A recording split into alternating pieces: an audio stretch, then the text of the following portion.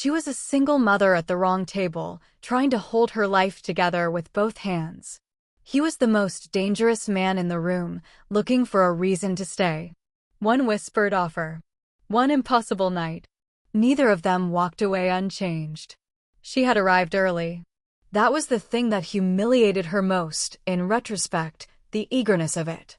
She had arrived early, found table 19 without being directed there, straightened the name card beside her seat with one finger, and told herself that tonight was going to be different. That had been 2 hours ago. The Grand Meridian Ballroom had filled around her the way water fills a space, gradually, completely, finding every corner except the one she occupied. Tables closer to the front had filled first, the way they always did at events like this, claimed by people who arrived with the easy confidence of those who had never once questioned whether they deserved to be in a room. They had kissed cheeks and laughed at things that weren't quite jokes and draped themselves across their chairs like they had been born in ballrooms. Which, Claire suspected, several of them had. Table 19 had filled more slowly.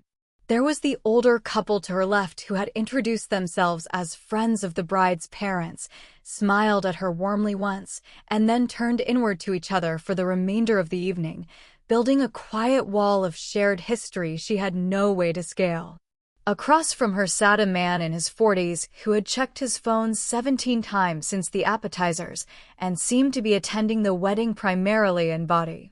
The remaining chairs had accumulated guests gradually, a bridesmaid's college roommate, a colleague of the groom's whose name Claire had already lost, people who had their own gravitational pulls, their own orbits, none of which intersected with hers. She had tried. That was the part she kept returning to, turning over in her mind the way you press a bruise to confirm it still hurts. She had tried with the older couple, asked how they knew Sophie, listened carefully, offered something genuine in return. She had tried with the bridesmaid's roommate, who had glanced at her navy dress with the particular species of smile that communicates nothing warmth and everything assessment, and then pivoted toward someone more useful. Claire had watched her go with the practiced stillness of a woman who had learned that the sting of being dismissed loses none of its precision with repetition. She knew how to be invisible. She had not always known. There had been a version of herself, younger and less cautious, who had walked into rooms expecting to be met. That version had been quietly retired somewhere around the time she realized that single mothers at upscale weddings were treated less like guests and more like a question the room hadn't decided how to answer yet. The champagne helped. Not in the way that people meant when they said things like the champagne helped. She wasn't drinking to blur anything. She was drinking because holding the flute gave her hands something purposeful to do, and purposeful hands were the first line of defense against looking like what she was, which was a woman sitting alone at a table at the edge of a party, wondering how she had miscalculated the evening so completely. Marcus had been the miscalculation. She could see that clearly now, with the particular clarity that arrives after humiliation burns away the softer interpretations. She had wanted him to be something he wasn't, not out of love. She understood that now, but out of need. The need to walk into a room like this one with someone beside her.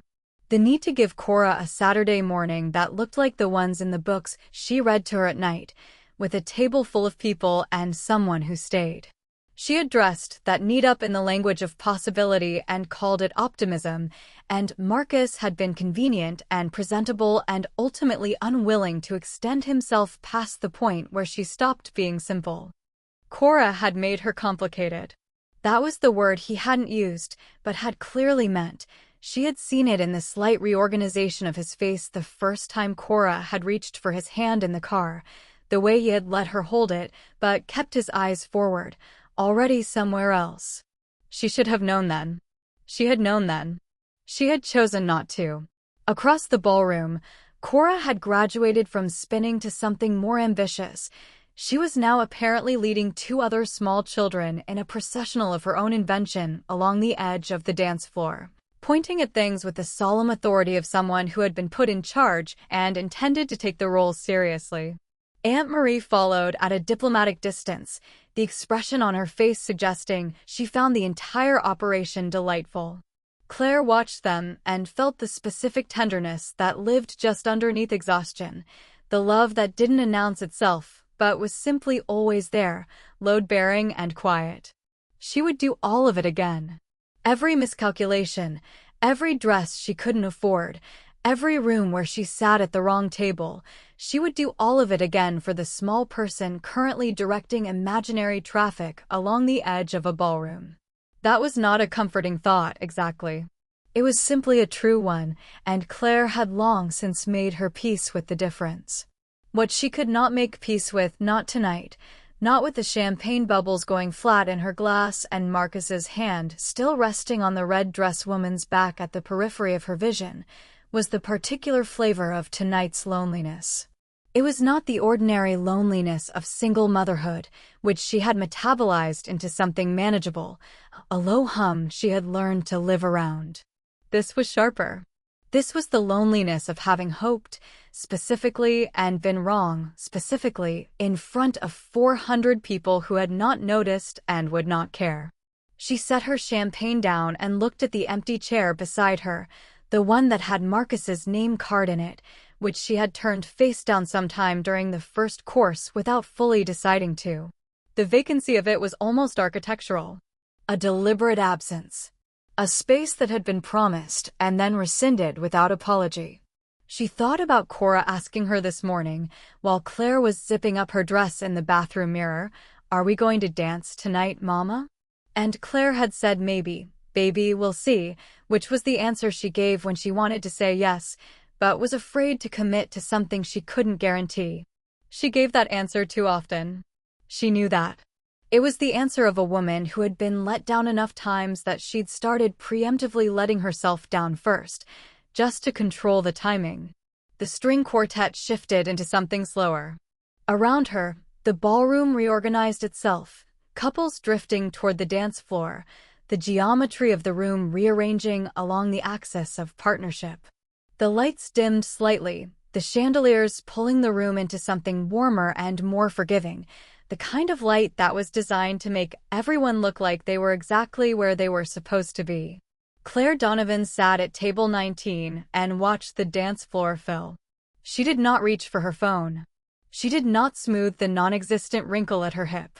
She simply sat with it, the sting of the empty chair, the weight of the evening, the exhausting arithmetic of hoping and being wrong, and let herself feel it, just for a moment, before she put it away. She was still sitting with it when the shadow fell across the table. And the air in the room changed. He didn't ask. That was the first thing she registered, not his height, not the tattoos, not the way the ambient light of the ballroom seemed to make minor adjustments for him as he moved through it. It was the absence of a question. He pulled out the vacant chair beside her, Marcus's chair, the one with the face-down name card, and settled into it with the unhurried certainty of a man who had never once in his adult life required permission to occupy a space. He set his glass down. "Scotch, neat." "Of course." Then he looked at her with those bourbon-dark eyes, and the faintest suggestion of something moved across his face, not quite amusement, but adjacent to it. The expression of a man who found the world mildly interesting and was occasionally surprised to find it more interesting than expected. "You're still here," he said. It wasn't an observation that required a response, and yet she felt the pull to give one, the reflex of a woman who had spent years filling silences that didn't need filling, smoothing edges that didn't need smoothing. She resisted it, just barely. "So are you," she said. He considered that. Took a slow measure of his scotch. Set it down with the precision of someone for whom deliberateness was not a habit but a philosophy. "I made a calculation," he said. "You looked like someone worth sitting next to." Claire felt the words land somewhere she hadn't expected and immediately distrusted the feeling. Men who looked like Nikolai Cross and sat down uninvited and said things like that were not making innocent observations. They were making moves. She had been removed from the game long enough to recognize a move when she saw one, even if she had temporarily forgotten what it felt like to be the subject of one. "That's a very composed way to describe gate-crashing someone's table," she said. This time something shifted more definitively in his expression. Not quite a smile, She was beginning to understand that full smiles were not a currency he spent freely, but the clear precursor to one. A loosening around the eyes. A concession. Fair, he said. Across the ballroom, she was dimly aware of something changing, a subtle reorientation in the room, the way people at nearby tables were finding reasons to glance in their direction and then finding reasons to look away. She had felt invisible for 2 hours. Now, inexplicably, she felt the opposite, and the sensation was disorienting enough that she kept her eyes on Nikolai rather than track the periphery. He was already tracking it for her. She could see it in the slight shift of his posture, nothing dramatic, nothing that would read as alertness to anyone watching casually. But his weight had redistributed almost imperceptibly, shoulders settling back, chin lifting a fraction. He had oriented himself to the room the way a man does when he is accustomed to knowing exactly where every exit and every threat is located at any given moment. It was not the body language of a billionaire at a wedding. It was something older than that and considerably more practiced. "They're watching," she said quietly. "They've been watching since I sat down." He didn't look troubled by this. Let them. Easy to say when you're not the one they're constructing a narrative about. He turned to look at her then fully, without the slight angle he'd been maintaining. Up close, in the warmer light of the ballroom, she could see the tattoos more clearly. The lines were precise and deeply considered, each element intentional, the kind of work that spoke of meaning rather than decoration. There was a small scar above his left eyebrow, barely visible, pale against his skin. He had a face that had lived in it, which she found unexpectedly grounding. "They're already constructing one," he said. "The question is whether you'd like a say in how it ends." Claire looked at him for a long moment. Outside, she was composed. She had years of practice at composed. Inside, she was doing rapid, unglamorous arithmetic. She was a single mother at a table for the socially exiled. Her date had defected to a woman in a red dress 40 feet away. And the most quietly dangerous man she had ever been within arm's reach of had just sat down and whispered an offer into her ear that she hadn't yet formally accepted or declined. The situation had moved faster than her ability to be sensible about it. "You said pretend," she said carefully. "I'd like to understand what that means, specifically, before I agree to anything." Something in him seemed to settle, as though her directness had confirmed something he'd suspected and found satisfactory. "It means," he said, with the measured patience of a man accustomed to explaining things once, "that for the remainder of this evening, we arrive together. We've been together long enough that it's unremarkable. You are not a woman sitting alone at the wrong table." He paused. "And I am not a man attending this wedding without someone I chose to bring." The last part landed differently than the rest. She filed it away without examining it.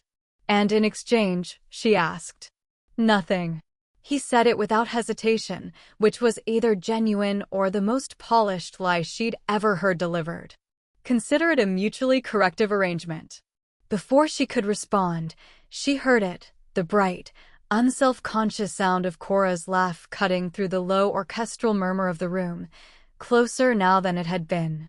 She turned to find her daughter materializing from the edge of the crowd, Aunt Marie a few steps behind, Cora's flower girl dress now featuring what appeared to be a small smear of chocolate icing along the hem that had definitely not been there during the ceremony.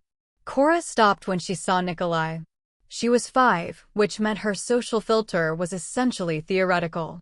She stood at the edge of the table and looked at him with the frank, unhurried assessment that only small children and very powerful people could pull off without apology. "You're big," she announced. Claire closed her eyes briefly. Nikolai looked at Cora with an expression that Claire couldn't immediately categorize, not discomfort, not the performed enthusiasm that adults sometimes deployed around children they weren't sure what to do with. Something quieter than either. He regarded her the way he seemed to regard most things, directly, without pretense. "I've been told," he said. Cora considered this response, found it acceptable, and climbed into the chair on Claire's other side with the efficiency of someone who had identified her destination and saw no reason to delay reaching it. She leaned across Claire's arm and pointed at Nikolai's scotch glass. "What's that?" "Something you won't like." "How do you know?" "Experience," he said. And this time, quietly, with no audience, but Claire and a 5-year-old who was already reaching for the cocktail napkin to investigate its structural properties. This time, it was a real smile. Claire felt the room tilt slightly on its axis. Around them, the ballroom hummed and glittered, and the people at the nearest tables watched with barely concealed interest as Nikolai Cross, the man about whom rumors accumulated the way weather accumulated around mountains, settled deeper into the chair beside her, unhurried and absolute, as though he had always intended to be exactly here. The lie had taken shape without either of them quite deciding to build it. And it fit, Claire thought, with an unease that was not entirely unpleasant, far more naturally than it should have. She did not intend to dance. That had been a quiet, private decision she'd made somewhere between parking the car and walking into the Grand Meridian, one of a series of small concessions to reality she'd arranged for herself before the evening began. She would attend. She would be pleasant. She would drink 1 glass of champagne and watch Cora collect light like it was going out of fashion, and she would not dance, because dancing required a partner, and she had stopped making plans that required another person to hold up their end. And yet, the string quartet made the transition so gradually that she almost didn't notice it happening, the slower numbers bleeding into something that was unmistakably a waltz, formal and unhurried, the kind of music that reorganized a room by default. Around her, the ballroom responded like a tide to a moon. Chairs scraped back. Hands were extended and taken. The dance floor, already populated, thickened into something warm and turning and deliberate. Nikolai set down his scotch. He didn't make a production of it. He simply placed the glass on the table with that characteristic precision of his, and then turned to look at her with an expression that was not quite a question, more the calm announcement of an intention, offered in her direction as a formality. "We should dance," he said. "Should we?" Claire said. It wasn't quite a question either. A husband who doesn't dance with his wife at a wedding is a husband people remember. He held her gaze steadily. "We don't want to be remembered for the wrong reasons." It was, she had to concede, entirely logical. The logic of it was exactly what unsettled her, the way he constructed the practical case for things she found personally alarming, and presented it with the even patience of a man who had never once been told no and remained genuinely curious about what it felt like. She looked at Cora, who had fallen asleep in her chair with the total commitment that only small children could manage, cheek resting on folded hands, the cocktail napkin she'd been systematically dismantling still loosely held in one fist. Aunt Marie had materialized with the quiet confidence of someone who had been monitoring the situation from a distance and had now determined that her moment had arrived. She settled into the chair beside Cora with a warm nod at Claire that communicated, without words, "Go." Claire stood up. She regretted it almost immediately, not the decision, exactly, but the specific reality of what the decision meant, which was that she was now standing very close to Nikolai Cross in a dim ballroom, and he was offering his hand with the same unhurried deliberateness he applied to everything, and she was going to have to take it. She took it. His hand was warm and considerably larger than hers, which she had somehow not anticipated despite the general evidence of his dimensions. His grip was neither tight nor tentative, simply present, certain, a hand that knew how to hold something without needing to prove it. He placed his other hand at her waist, and Claire felt the contact move through her like a key turning in a lock she hadn't known was there, which was an alarming thing to feel, and she immediately set about ignoring it. They moved onto the dance floor. He led well. Of course he led well. She suspected Nikolai Cross did not do things he couldn't do well, that somewhere along the trajectory of his life, between whatever he had been and whatever he had become, he had identified the things worth mastering and mastered them without sentiment. He guided her through the first turn with a pressure so slight it barely registered as direction, just the suggestion of movement, and her body followed before her mind had finished forming an objection. She was intensely, almost painfully aware of him. This was the problem. She had constructed, over the last hour, a working model of Nikolai as a category rather than a person, dangerous, useful, temporary. Not to be taken seriously as anything other than a means of surviving the evening with her dignity approximately intact. That model had been functional while they were sitting at a table with 8 inches of air between them and Cora's running commentary providing a reliable interruption to anything that might otherwise develop. On a dance floor, in contact, with the waltz moving around them like weather, the model was failing. He smelled like cedar and something cooler. She had noticed that before, when he leaned in to whisper, but proximity had a way of making things more specific. Underneath the cedar there was something almost mineral, clean and unadorned, and she recognized it as the scent of a man who did not require assistance, smelling like anything other than himself. His jaw, from this proximity, was exactly what the rumors suggested, the kind of geometry that seemed almost unreasonably deliberate, as though whoever had assembled him had been working to a brief. She looked at a point past his shoulder and concentrated on the music. "You're counting," he said. "I'm not counting. Your lips are moving." She pressed them together. "They're not." A pause. They were. She looked up at him then, which was a tactical error she recognized in real time and committed to anyway. Up close, his eyes were more complex than they appeared from a distance. The bourbon warmth wasn't simple. It had layers, amber over something that was older and considerably more guarded. The eyes of a man who had learned to present one thing while keeping another in reserve. "I haven't danced in a long time," she said. It came out more honest than she'd intended. Something in his expression shifted, not softening exactly, because softening implied a yielding that didn't seem to be in his repertoire. More like an adjustment. A recalibration towards something that had more space in it. "You're doing fine," he said.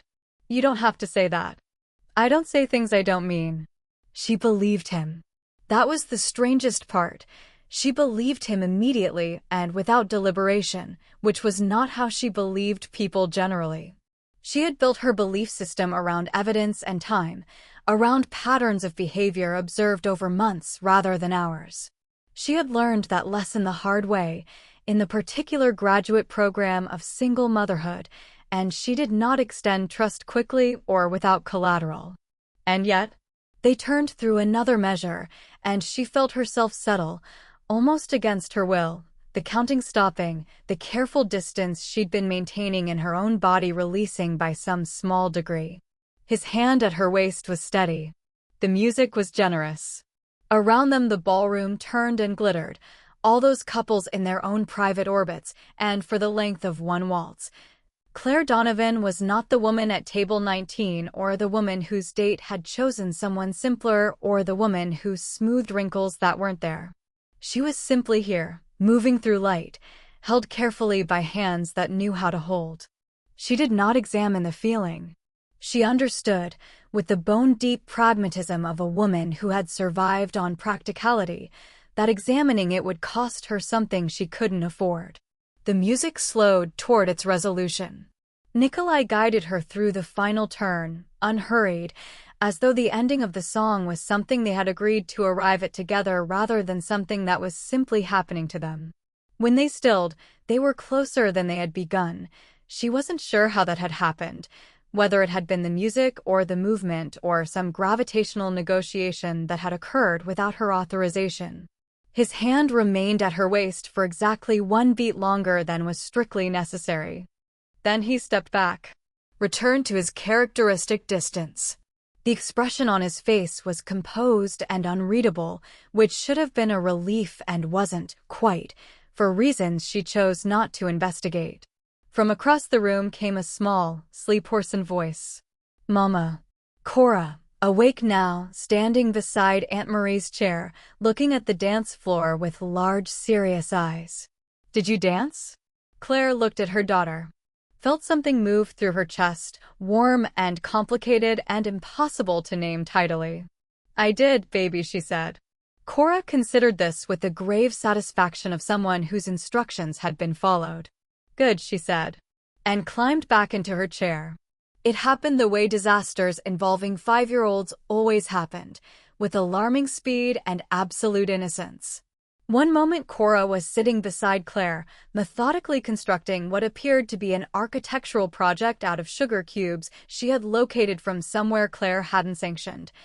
Her small face set in the particular expression of concentrated purpose that meant she was either creating something or about to destroy something, and the distinction would only become clear in retrospect.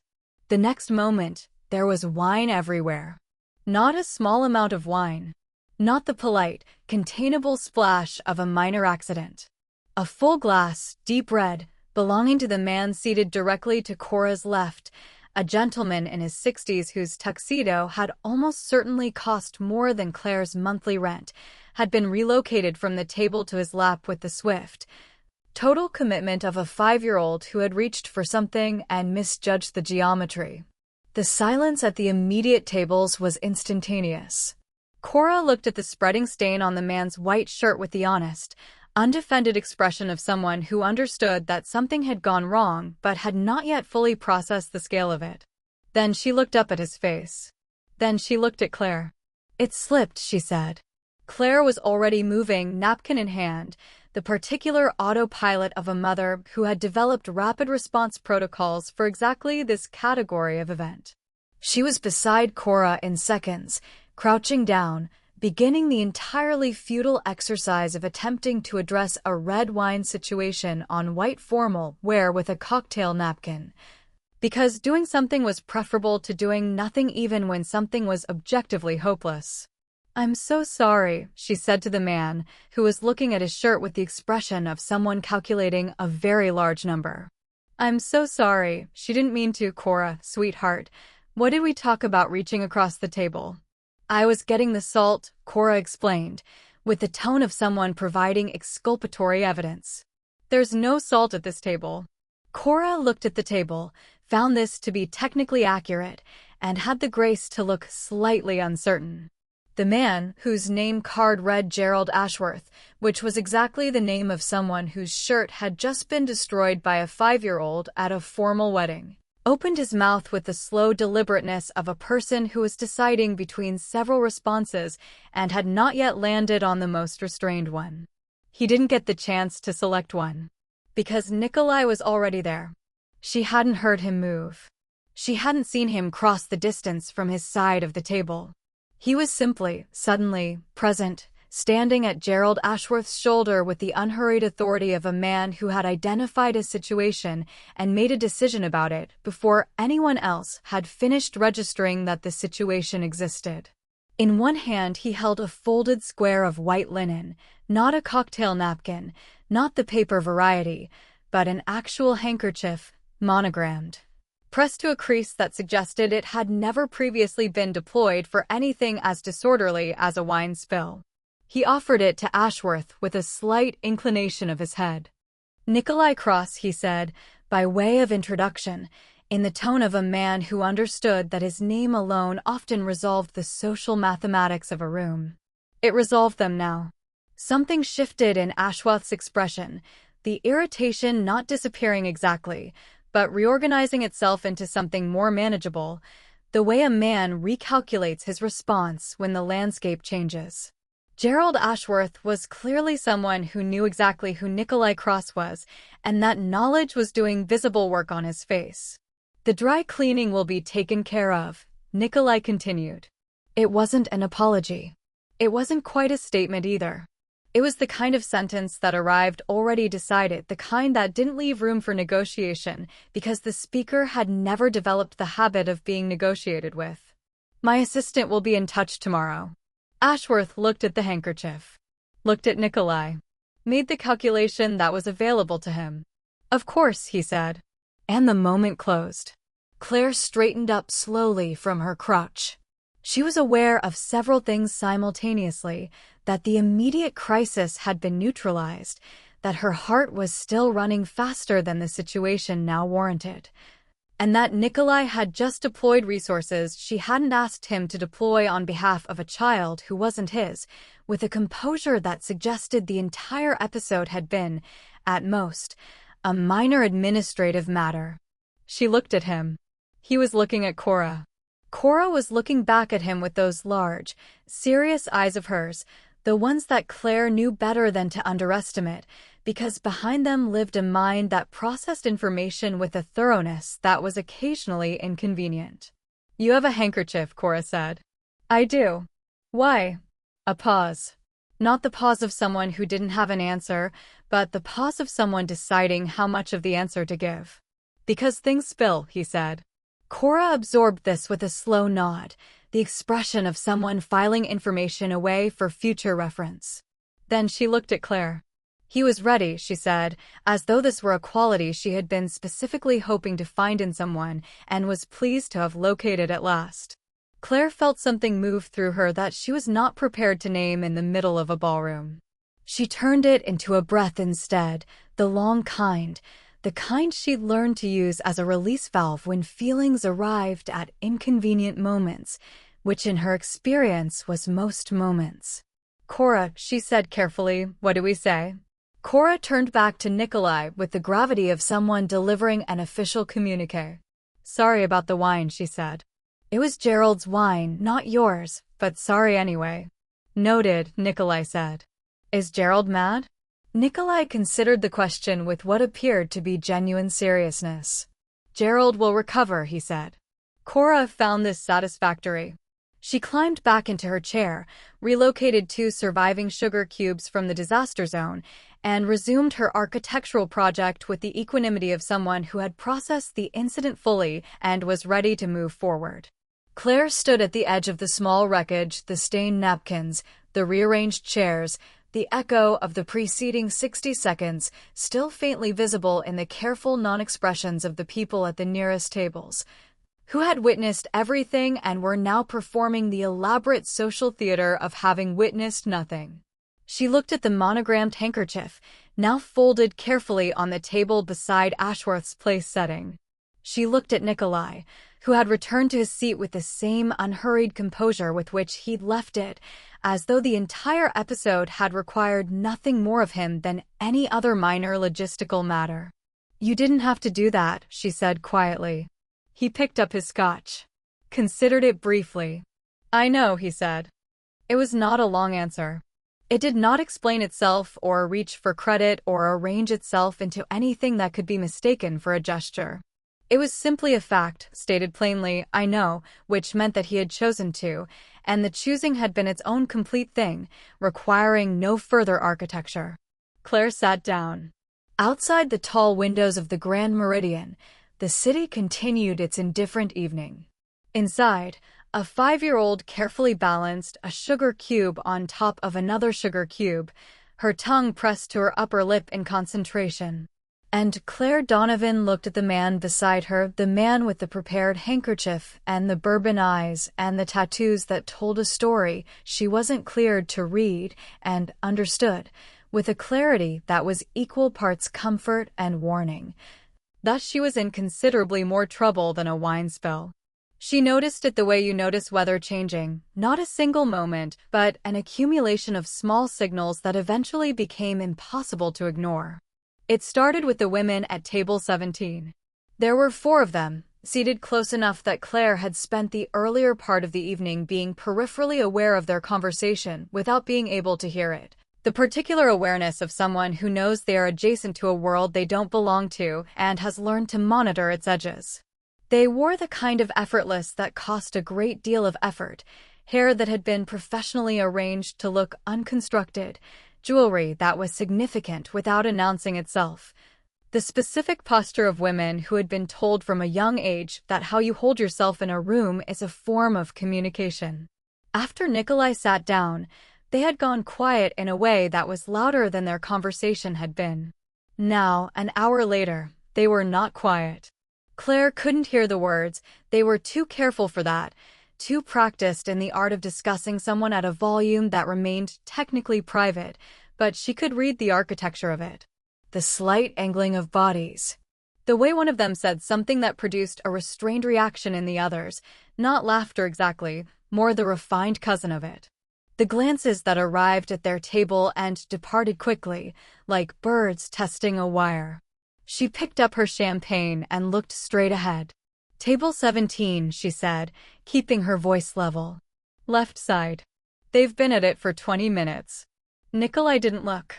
He didn't need to. She was beginning to understand that he maintained a continuous, ambient awareness of every room he occupied, the kind that didn't require the obvious gesture of turning his head. The one in the green dress went to school with James, he said. Her husband manages a hedge fund in the city. She has strong opinions about people she considers beneath her consideration. A pause. She considers most people beneath her consideration. Claire looked at him. You know her? I know her type. He said it without inflection, which somehow made it more precise than contempt would have. She turned this over quietly.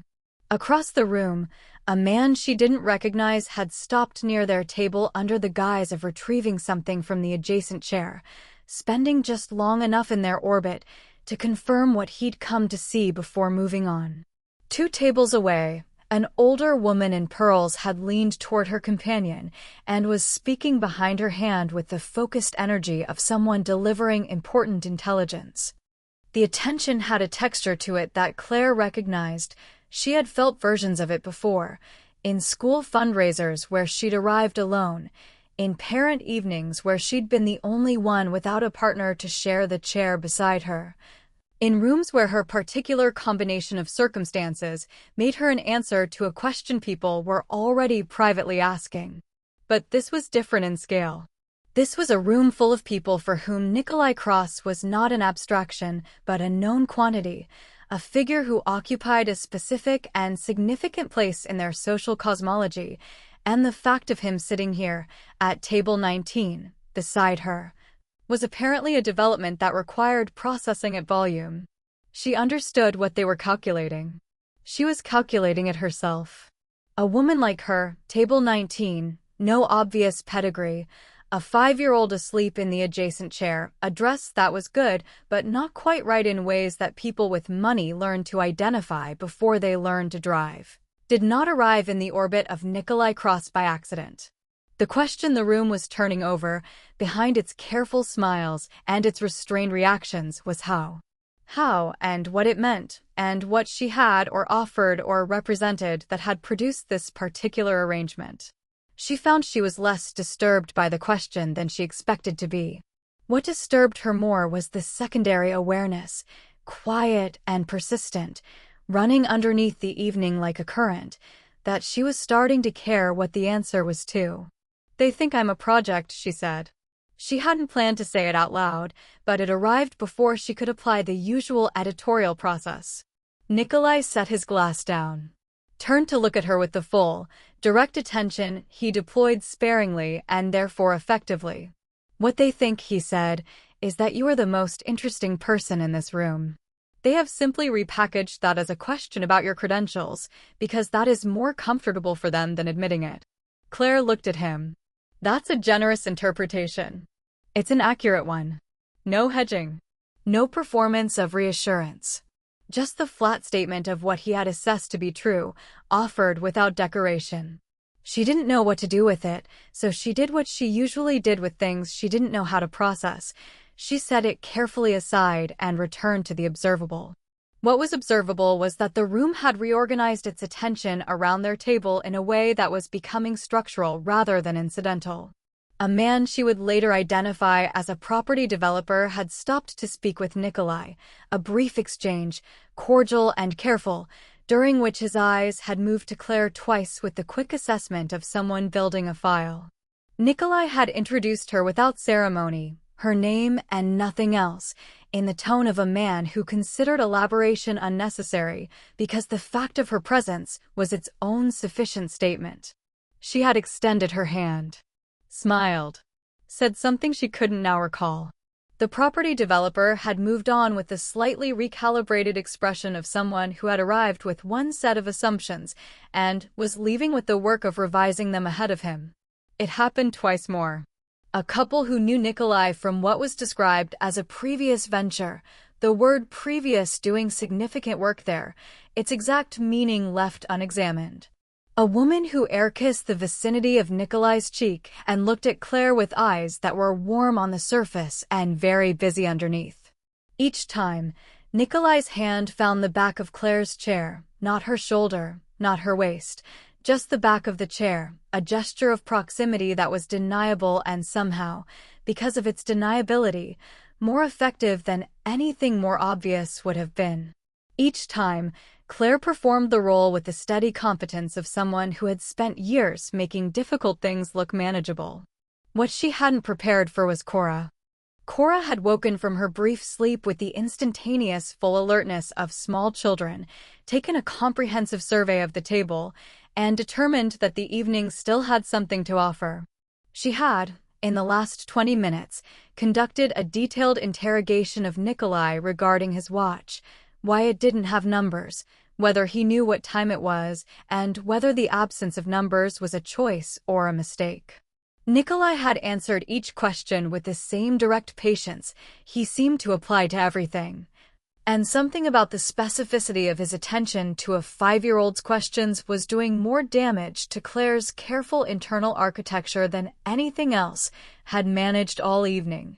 The woman in the green dress from table 17 passed close to them on her way to the bar. Slowed almost imperceptibly. Took in the tableau Nikolai Cross, the tattooed neck, the bespoke suit, the scotch. And beside him a dark-haired woman in a navy dress who was watching her 5-year-old explain the structural deficiencies of the sugar cube tower with an expression of complete and unguarded tenderness. The woman in the green dress moved on without stopping. But something had shifted in her face. Claire saw it, the slight rearrangement, the recalculation happening behind careful eyes. Not warmth, not yet, and possibly never. But something that had replaced the earlier certainty with a question mark, and that, Claire understood, was its own small and significant thing. She reached for her champagne. Beside her, Cora's sugar cube tower achieved a new height, wobbled magnificently, and held. It happened in the quiet between songs. The string quartet had paused, the musicians setting down their bows, reaching for water, exchanging the small private words of people who spend their working hours in the same room but rarely have occasion to speak. The ballroom filled with the particular sound of itself unaccompanied, glasses, conversation, the soft percussion of a room full of people performing their best versions of themselves. The chandeliers hummed faintly above it all, indifferent and beautiful. Cora had finally surrendered to the evening. Aunt Marie had come for her 20 minutes ago, scooping her up with the practiced ease of someone who had collected sleeping children from many inconvenient locations, the sugar cube tower left standing as a small monument on the tablecloth. Claire had watched them go with the mixture of relief and loss that accompanied every moment Cora was safely elsewhere, the exhale of a woman briefly released from vigilance, and the immediate, irrational awareness of the absence, which left her alone at the table with Nikolai, and no architecture of interruption between them. She had been aware of this possibility building for the last hour, the way you are aware of a conversation that is waiting for the room to empty before it can begin. She had prepared for it in the way she prepared for most things that made her nervous, by deciding in advance that she was not nervous and maintaining that position through will alone. "You didn't grow up in rooms like this," she said. It arrived without planning, the way the most honest things did. She wasn't sure what had prompted it, something in the way he held himself when the other guests approached, a quality of watchfulness that sat just underneath the composure. The slight delay before he deployed the social ease that everyone else at this wedding had been born already fluent in. He looked at her.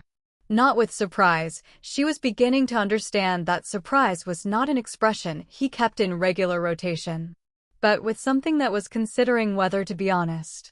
"No," he said. She waited. She had learned, over the last few hours, that Nikolai Cross operated on his own timing and that pressing him produced nothing useful. You simply created the conditions and allowed him to decide what to do with them. He turned the scotch glass slowly in his hand, a quarter rotation, deliberate, the gesture of a man organizing his thoughts through his hands rather than despite them. "Gdansk," he said. "Until I was 11. After that, various places that are not worth describing in detail. Claire absorbed this. Gdansk, a port city, northern Poland, a place with a specific kind of history written into its bones. She looked at the tattoos on his neck and found herself revising the story she'd been unconsciously building around them. What brought you to the States? A pause that was slightly longer than the others. Necessity, he said. And someone who believed I was worth the risk of investing in. Something moved across his face, there and gone, barely visible, like light shifting on water. He was usually right about those kinds of assessments. He was right about that one. Who is he? Nikolai looked across the ballroom, toward the dance floor, or perhaps past it, toward something that wasn't in the room at all. A man who understood that where you start is not a ceiling, he said. I was 11 and spoke 4 words of English and had nothing worth taking from me. He saw something I couldn't see yet. Another pause. I have spent a considerable amount of time since then trying to justify his assessment. Claire was quiet. There was a version of this story she recognized, not the specifics, not the geography or the stakes, but the architecture of it. The experience of being seen by someone before you could see yourself, and the particular weight of carrying that forward. He's gone, she asked. Yes. She didn't say she was sorry. She had the instinct that he would find the condolence less useful than the acknowledgement, and so she simply let the word sit, yes, and gave it the space it deserved. The quartet returned to their instruments.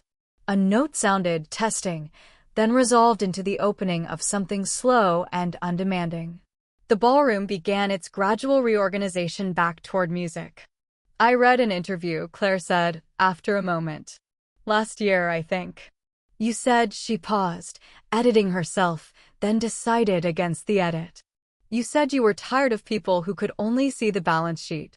He turned to look at her with an attention that was sharper than the moment had seemed to call for. You read the interview, he said. I read a lot. Occupational habit. She kept her voice even. You said it like someone who had been trying to say it for a long time and had finally found a context where it was safe to.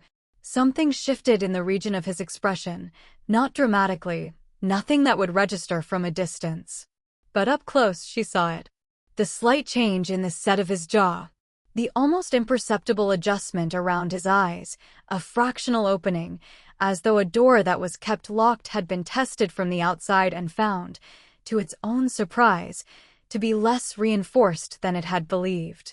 The journalist found it confusing, he said. She had come to write about the portfolio. She wasn't sure what to do with the rest of it. Most people don't, Claire said quietly. Know what to do with the rest of someone. He looked at her for a long moment. Unguarded, in the way that things are unguarded when they don't intend to be, not a performance of openness, but the actual thing, brief and unannounced, and therefore more significant than anything deliberate would have been. You have a gift, he said finally, for saying the precise true thing in the precise necessary moment. She felt the words land somewhere deep and undefended. She looked down at her champagne flute, the bubbles long since exhausted, and found she needed a moment before she could trust her face with a response. I have a 5-year-old, she said. You learn to be precise. Cora doesn't have patience for the version that circles around the point. The corner of his mouth moved. The real smile, the one she had seen only once before, in the small private moment over the cocktail napkin, arrived again, brief and unannounced, and she understood that these moments were not given freely or often, and that receiving one was a thing worth noting. She is remarkable, he said. And the simplicity of it, no qualifier, no performance, made it more than a compliment. It was an assessment, and Nikolai Cross, she had learned, did not make assessments he didn't mean. She's the thing I got most right, Claire said. It came out softer than she intended, the truest sentence she had spoken all evening, offered to the table rather than to him because looking at him directly while saying it felt like more exposure than she could currently afford. The music settled into its slow measure around them. The chandeliers continued their indifferent beauty above. At the table where Cora had sat, the sugar cube tower held its ground, small and improbable and still standing, which felt, in the quiet of the moment, like something. Nikolai said nothing, but he didn't look away. And in the comfortable, slightly dangerous silence that followed, Claire Donovan understood that somewhere in the last 4 hours, without deciding to, she had shown this man more of herself than she had shown most people in years. The question she could not yet answer, the one that would keep her awake later, in the particular hours when honest questions could no longer be deferred, was whether that had been a mistake. Or the first true thing she had done all evening. She felt it before she saw it.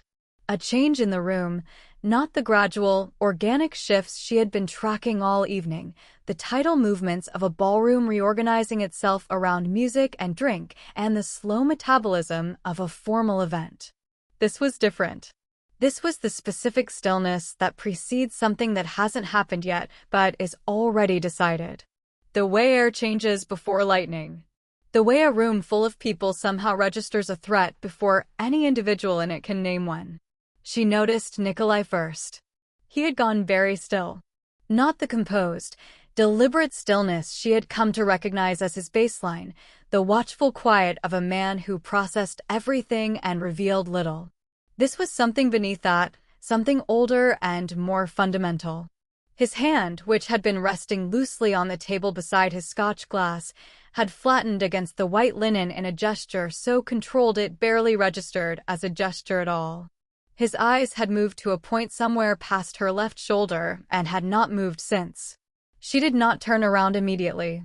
She had learned enough in the last 4 hours to understand that taking her cues from him was more useful than acting on her own instinct, and her own instinct was currently telling her that turning around was something she might not be able to unturn. "Nikolai," she said quietly.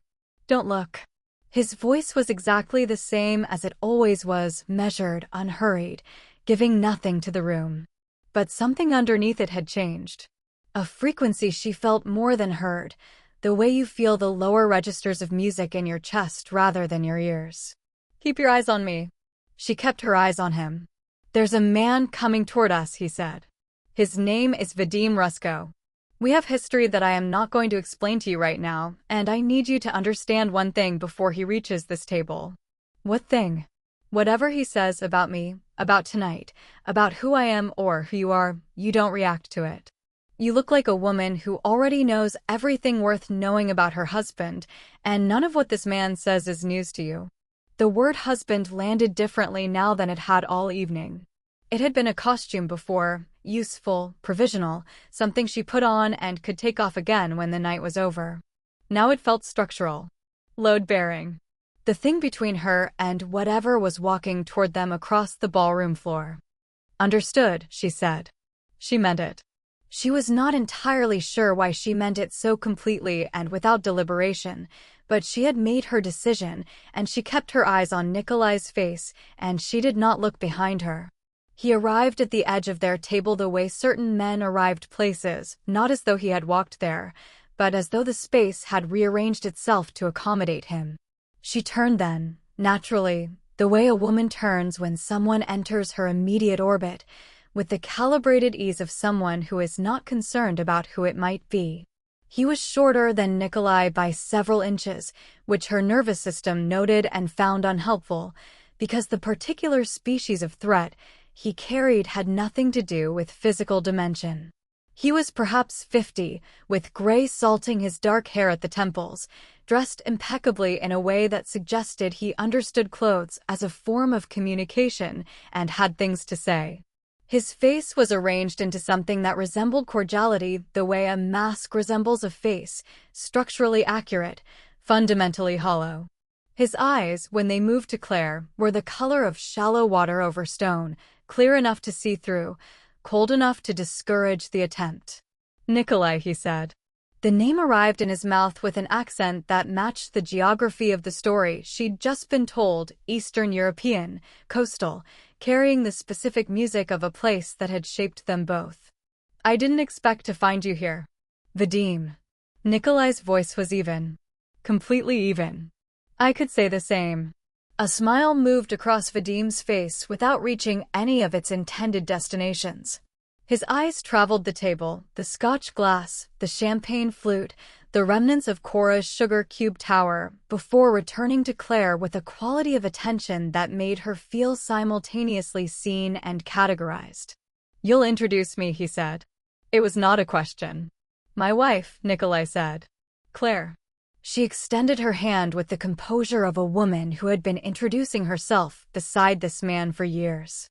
"Claire Cross," she said, and the surname arrived in her mouth smoothly, without the half-beat of hesitation she'd been afraid might betray her. She had apparently decided to commit completely, and her body had gotten there before her mind confirmed the decision. Vadim took her hand, held it a fraction longer than courtesy required. "Enchanting," he said, and the word carried something in it that had nothing to do with enchantment. "I wasn't aware Nikolai had married." "We're private people," Claire said pleasantly. Something shifted in his eyes, quick, barely visible, the adjustment of someone recalibrating. She held his gaze with the steady warmth of a woman who had nothing to hide and no particular reason to be interested in whether he believed her. "Of course." He released her hand, returned his attention to Nikolai with the quality of a man resuming the conversation he'd actually come to have. "We should speak. There are matters outstanding between us that have waited long enough." "This isn't the place," Nikolai said. "I disagree." The cordiality had thinned. Something harder showed through the surface, the way rock shows through eroded ground. "The matters I'm referring to don't improve with time, Nikolai. You know this. I think the pause was surgical. Wife would agree that unresolved debts have a way of becoming everyone's problem eventually." The word landed in the space between them like something placed there deliberately. A wait. A warning. Claire set her champagne flute down. Smoothly. Without hurry. She turned to look at Vadim Rusko with the expression of a woman who has just been spoken to in a way she finds mildly interesting rather than alarming, and she said, in a voice that surprised her with its own steadiness, "My husband settles his accounts." "Mr. Rusko.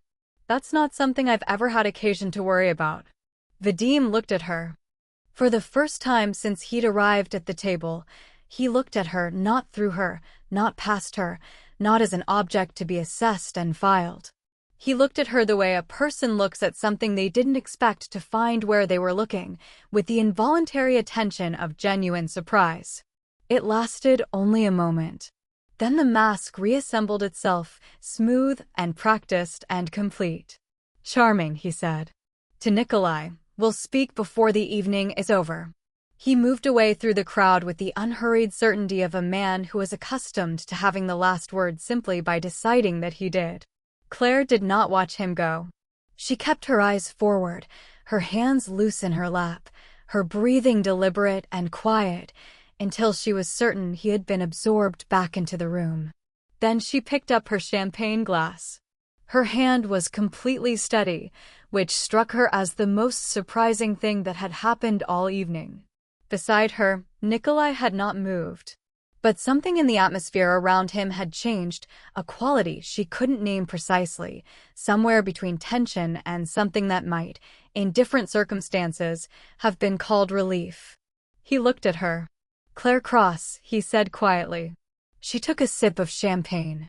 Set the glass down. "You said to commit," she said. And in the difficult, weighted silence that followed, the ballroom moving around them, Vadim Rusko somewhere in the crowd behind them, the evening irrevocably changed. She heard it. Soft, brief, and entirely real. Nikolai Cross laughed. Not the controlled, almost smile she had catalogued across the evening. Not the careful concession of amusement.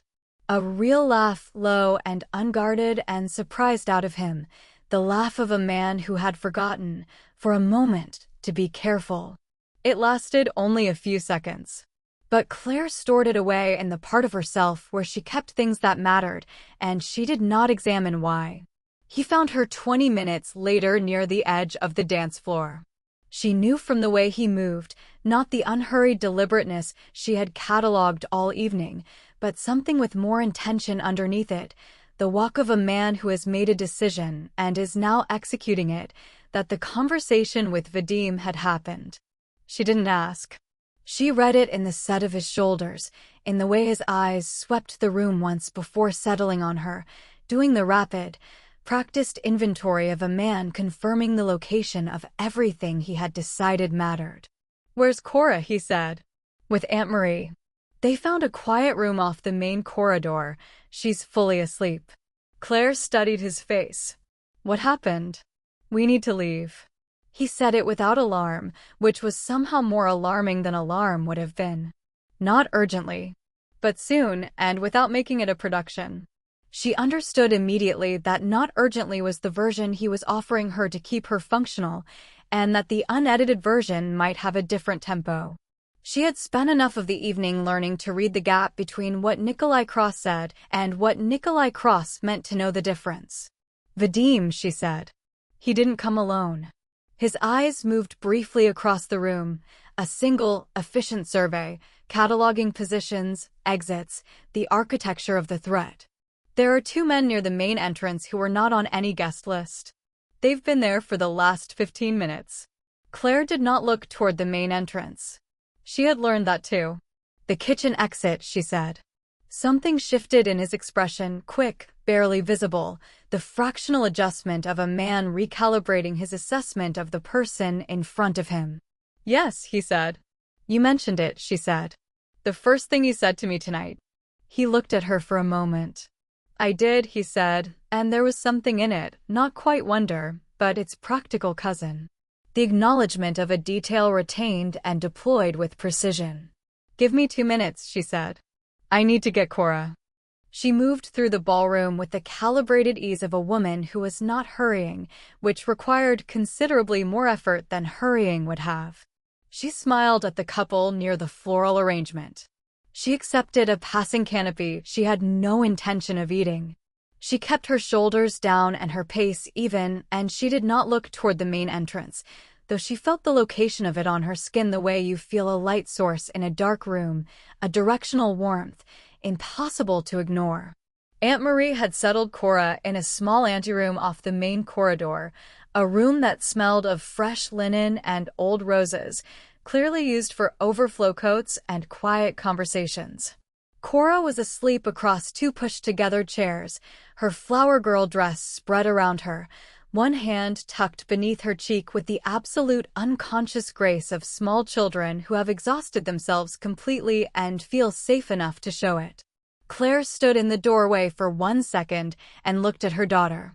Then she crossed the room, lifted Cora against her shoulder with the practiced ease of 5 years of this specific movement, and felt the small body curl into her instinctively, arms finding her neck. A sleepy sound of protest that resolved immediately back into silence. Cora's weight was warm and solid and real in a way that nothing else in the last several hours had been. "Change of plan," she said softly to Aunt Marie, who was already reading the situation with the accuracy of a woman who had lived long enough to recognize when a change of plan was the understatement. "I'll call you tomorrow." Aunt Marie looked at her, looked at the door, looked back at her. "Be careful, Claire," she said. Not a question. Not quite an instruction. Something in between, the thing people who love you say when they can't come with you. "Always," Claire said, and meant it in the specific way of a woman who had been careful for so long it had become structural. Nikolai was waiting at the edge of the corridor, exactly where she'd expected him to be. He looked at Cora asleep on her shoulder with an expression she didn't have time to interpret, then at Claire, then at the corridor ahead. "This way," he said quietly. The kitchen corridor was a different world, fluorescent where the ballroom was golden, linoleum where the ballroom was marble, the crash and heat of catering operations replacing the string quartet's careful beauty. Staff moved around them with the focused efficiency of people mid-service, barely registering the formally dressed man and the woman with the sleeping child, because the formally dressed and their complications were, in their experience, not their department. Nikolai moved through it with the ease of a man who had navigated service corridors before, which told her something she filed away without examining. He knew where the cameras were. She noticed this from the slight adjustments in his path, the way he guided her without touching her, just the pressure of his presence angling her away from certain points. They were 20 feet from the exit when the door at the far end of the corridor opened. The man who stepped through it was not kitchen staff. He was wearing a suit that was good but not as good as Nikolai's, and he was not looking at the ground the way people look when they're navigating an unfamiliar space. He was looking ahead with the direct, scanning attention of someone who had been told where to go and what to find there. He found it. His eyes moved from Nikolai to Claire to the sleeping child on her shoulder, and in the quarter second of recalibration that followed, Claire saw him decide something. His hand moved toward the interior of his jacket with the unhurried inevitability of a man who had concluded that the situation had resolved itself into its simplest form. Nikolai stepped in front of her. Not dramatically. Not with the theatrical placement of a man performing protection. Simply and completely, the way a wall is simply and completely between you and what's outside, without announcement, without deliberation, as though there had never been any other position available to him. His voice, when he spoke, was the quietest she had heard it all evening. "You're going to want to think carefully about the next 10 seconds, he said to the man in the corridor. Because what happens in them will determine a considerable number of things that come after. The man in the corridor had gone very still. Vadim wants a conversation, he said. His accent was the same geography as Vadim's, the same coastal vowels, the same particular music of a shared history. Vadim can make an appointment, Nikolai said. That's not. Through my office. The interruption was not loud. It didn't need to be. During business hours. Like anyone else. A pause, brief and absolute. And not in a corridor where there is a sleeping child.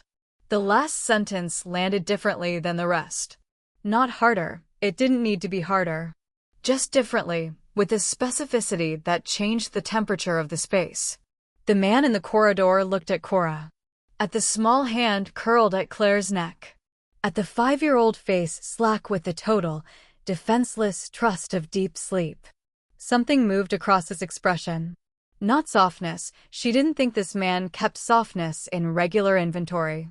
But a human thing, arrived at involuntarily, the way human things do when confronted with the uncomplicated fact of a sleeping child.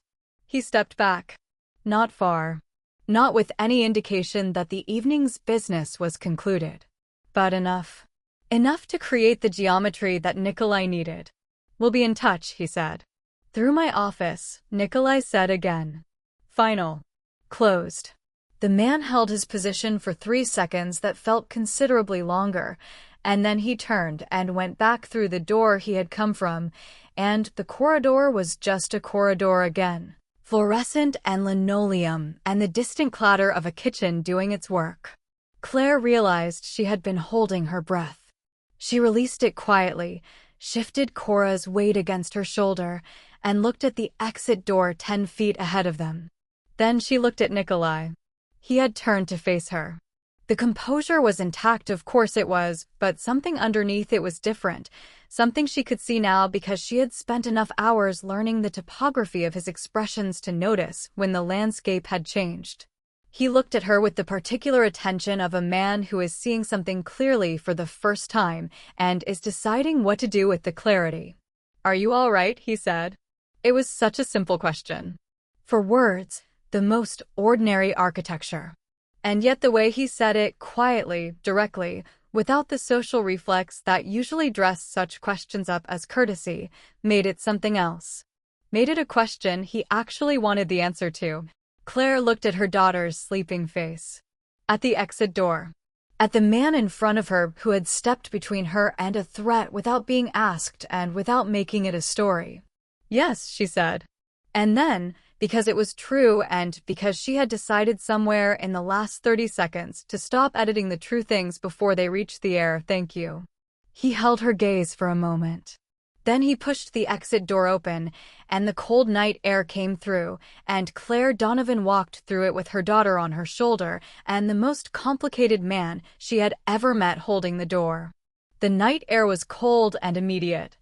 After the ballroom's careful warmth, the chandeliers, the champagne heat, the accumulated body warmth of 400 people performing their best selves. The air outside the Grand Meridian felt like something honest. It asked nothing of her. It made no assessments. It was simply cold and clean and real in the way that only things outside of rooms can be real, and Claire stood in it for a moment with Cora's weight warm against her shoulder and let it reach her. A black car had materialized at the curb with the quiet efficiency of things that moved in Nikolai's orbit, no fanfare, no delay, simply present when needed. Which she was beginning to understand was the signature of a life organized around the principle that friction was for other people. A driver stood at the rear door with the practiced neutrality of someone who had seen everything and had made peace with all of it. "I can call a car," Claire said. "You're already in one," Nikolai said. She looked at him. He looked back with the expression she had catalogued across the evening, the one that wasn't quite patience because patience implied waiting for something, and he seemed instead to simply occupy the present moment without requiring it to be different than it was. She got in. The interior was dark and quiet and warm, and the city moved past the windows in the slow, in different ways cities move at night, lit windows, wet pavement, the occasional person navigating their own private version of the evening. Cora redistributed herself across Claire's lap without waking, one hand finding the lapel of Claire's coat with the automatic certainty of a child who locates what she needs in her sleep. Nikolai sat across from her. Not beside her. Across, which gave her the space to breathe and think, and she understood that the choice of where to sit had been deliberate, because everything about him was deliberate. They rode in silence for several minutes. It was not an uncomfortable silence. She had noticed this about the silences between them, that they had weight without pressure, the quality of a space where things could be said or not said, and either was acceptable. She had not experienced many silences like that. Most silences she had inhabited in the last 5 years had been the silences of a woman alone, functional, necessary, but not comfortable. Not chosen. This one felt chosen. "Where are we going?" she asked eventually. "Wherever you need to go," he said. "Your address, if you want. Somewhere else if you don't." She looked out the window. Greenpoint was 20 minutes from here. The apartment with the flickering kitchen light she kept meaning to fix. The small bedroom where Cora's drawings covered the wall in overlapping layers of crayon and ambition. The life she had built from what was available with the materials she had and the time she could find between everything else. It was a good life. She had worked very hard to make it a good life, and she believed that it was, on most days, without qualification. Tonight it felt very far from here. "I owe you an explanation," Nikolai said. She turned from the window. "You don't." "I do." He said it with the same flat certainty he applied to most things, not argumentative, not performative. Simply true in his assessment, and therefore stated. "What I told you tonight, the arrangement I proposed, I presented it as mutual. Practical. Something that served us both equally." "It did serve us both," she said carefully. "It served you." A pause. "My reasons were less symmetrical than I implied." The city moved past the windows. Cora breathed slowly against her shoulder, deep in the uncomplicated sleep of someone who had danced and eaten cake and considered the evening a complete success. Claire waited. Nikolai looked at his hands for a moment, the first time she had seen him direct his attention downward, away from the room, away from the strategic survey of the environment. It was such a small thing, and somehow it rearranged everything. "I've attended 14 events in this city in the last 2 years," he said, "where I have known no one well enough to sit beside. That is not a complaint. I want to be clear about that. It is simply a fact about the life I have built, which is large in most of the ways that register to the world and somewhat reduced in the ways that don't." He paused. "I saw you from across the room before you were aware of me.